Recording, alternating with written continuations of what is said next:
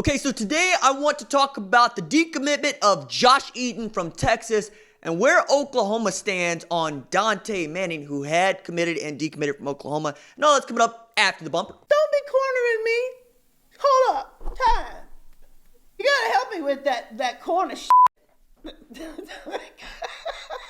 What's up, kinfolk? It's RJ Young. I am not on a step mill. Consider hitting the like and subscribe button because I upload a video every single day. So, you're related college football or sports related, we have a good time. And today, I want to talk about where things stand with four-star cornerback Josh Eaton and, of course, Dontae Manning, both of which are big, rangy, long cornerbacks like you read about. Both are suited by LSU, A&M, Georgia, and, of course, Oklahoma and Texas. But first, I'm gonna be right back. Give me a second. Okay, check this out. Is this not awesome? Is this not the most awesome thing ever? It says boomer, and it says one, and it's heavy, and it's, uh-oh, don't break nothing. It's awesome. Hold on, be right back. Hold on a second, just a second. Look at this thing. Do you see this? Is this not awesome? Look at this thing. Look at this. Okay, it's a helmet. It's a helmet with the logo on it. Is this not awesome? Oh, hold on. One more time, I promise. Who deal? Look at this thing here, man. Oh my God. It's the show logo. You can't even see it. It's so big. That's what she said. It's awesome. Do you see this thing? This is awesome. All right, so those were sent to me through a radio station where I have my radio show, the RJ Young Show. It's at Sports Animal, Tulsa, 9 to 11 weekdays. Jonathan Inglis, you're awesome. Jonathan Inglis is one of the guys that owns Metalwork Mascots. There is a link in the description below. This is not an ad whatsoever. He did a very nice thing for me, and, well, it's awesome. I don't know how I'm going to put that stuff up. I do know that it is going to go up. I don't know if it's going to be a part of the set or where it may be in the set because I'm actually kind of in a redesign, believe it or not. But, look, that's awesome, and I got a lot of other things that we're working on that I hope to share later that have to do with the channel and the makeup of the channel. Round the channel out. I understand that some people are put off by me reading off a teleprompter, but I like reading off a teleprompter because I get a lot more information in there. I get to write. I love to write. I'm allowed to write. I also need to put notes in there that I would otherwise forget when I'm doing the whole stream of consciousness argument thing, because I know that I feel like a college football encyclopedia sometimes, but I do forget things. But in this particular case, I wanted to make sure that Jonathan Inglis, who has been following this channel since it was like 300 subscribers, and I was on a piece of cardio equipment shouting and doing live streams from a step mill for like 3 hours watching a Baylor game. You're awesome. Thank you so much. That's remarkable stuff. I'll take better pictures and stuff when this stuff goes up, and of course, yeah, I will link you to where you can go. If you live in Oklahoma, the folks at Metalwork Mascots want to help you and take care of you, especially if you are a part of a high school football organization. They want to help your booster club out. They want to help out anyone who wants to have one of those helmets or signs made up. They're awesome. All right, so Josh Eaton and Dontae Manning. Josh Eaton decommitted from Texas earlier this morning. That would be Friday, October 25th, after having committed to Texas in August 23rd of this year. He has taken officials to Oklahoma earlier in the season. He liked Oklahoma. He's also the guy who is famously given the quote about Alex Grinch telling him he does not have any NFL talent in defensive back, and that hit with him because he thought that Alex Grinch was being real with him. That may or may not be true, depending on who you want to talk to. What we do know is that Oklahoma's defense is playing outstandingly well under Alex Grinch in just a very short amount of time. Remember, Grinch got here in January of this year, and through 7 games, Oklahoma has been outstanding defensively. Top 10 in third down defense, top 25 in scoring defense, top 25 in passing defense. I mean, it's been a flipped script. Meanwhile, the place he was committed to, Texas, is historically bad defensively, giving up about 460 yards of offense a game. Gave up over 500 to Kansas, had to get a late field goal with time expiring to beat Kansas at home 50-48. Obviously, he's rethinking what he wants to do, but he has some visits lined up, one of which is with LSU next month, and he's going to take a few other visits along the way, but all the tea leaves say Oklahoma.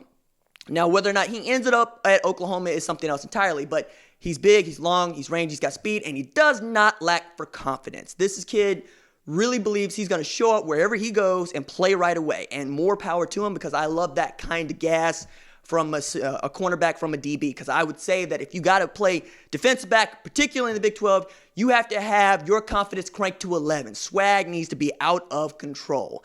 And you're seeing what Grinch has been able to do, bringing in with him Roy Manning, Brian Odom, linebackers we know about, but those safeties and those corners have been great. They're playing a lot of cover 4. They're playing some cover 3. But they stay on their base a lot. They understand who they are. They fly to the football. They read their keys. They know their rules. They play their assignments, and they let their athleticism and speed take over. And when you want to get bigger and longer and rangier, you're looking at guys like Josh Eaton coming out of Aldine in Texas. We all know what Grinch has wanted is length and speed. And with the loss of Ryan Watts, who not only decommitted from Oklahoma, but ends up committing to Ohio State. You lose a 6'3" cornerback with speed who could play any position that you want him to play, who's going to be outstanding. I think the world of Ryan Watts. I want him to be happy, and I want him to succeed at Ohio State. Dontae Manning is the other guy for which Oklahoma is still very much pursuing, and honestly a guy that they probably want just a little bit more than they want Josh Eaton, if for no other reason than they had him in the boat, because he was committed earlier in the year, and then he decommitted, reopened his recruiting. Felt like A&M was going to come along and swoop in and get there, but he's been slow playing it.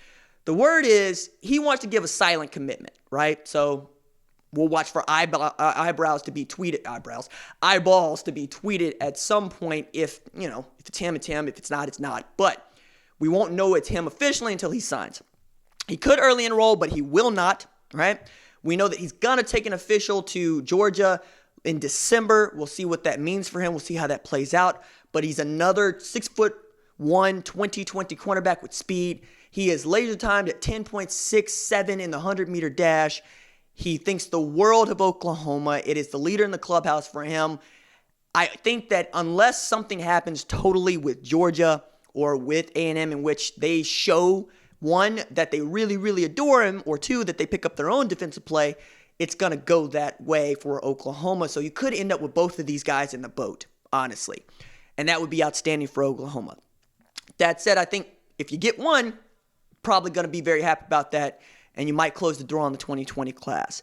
I do know that if Josh Eaton likes what he sees from LSU, it's going to be hard to beat LSU because of its pedigree lately with defensive backs. I mean, they have Grant Delpit, who is a Jim Thorpe Award semifinalist, who I think the world of, but they also have Derek Stingley, who I also thought perhaps could have made this semifinalist list. We'll see what he does against Alabama. He could still make it in the finalists because anything is possible. But they have defensive backs, and they know how to develop defensive backs. And Corey Raymond has been hard on Josh Eaton. We'll see what it means when he does his visits. We'll see how that goes. But I expect both these guys to very much consider Oklahoma, especially if Oklahoma continues to play outstanding defense. This is what this is about for me, right? Because you're looking at all of these schools for which these guys are considering, and they're watching in real time how these defenses and the offenses are playing. What do you know what Oklahoma is? It is the best offense in America, period. In offensive efficiency, it does not have an equal, okay? It's out there on its own. So you know you'll face the best offense in football next year if you come as a true freshman. You also know that the defense is getting better and could be the best in the conference, if not competing for best in the country in just a year or two, if it continues its trajectory and Lincoln Riley can keep his staff together. Because we all know that Alex Grinch is going to be heavily pursued no matter what happens the rest of the way here, because he has proven when you give him the reins to your defense, you get good things. Washington State, he had the reins. He turned a bunch of 2- and 3-star kids into a top 25 scoring defense. Went to Ohio State where it did not have the keys. Greg Schiano kind of, set a new difficulty for Ohio State. He left. They brought in Jeff Hafley. They're humming right along. Alex Grinch gets the reins at Oklahoma, and you see a turnaround almost immediately. Georgia, with the loss to South Carolina, is still fighting uphill battle. We know that the the loss of Eric Gilbert, or I should say Eric Gilbert choosing to commit to LSU also hurt them.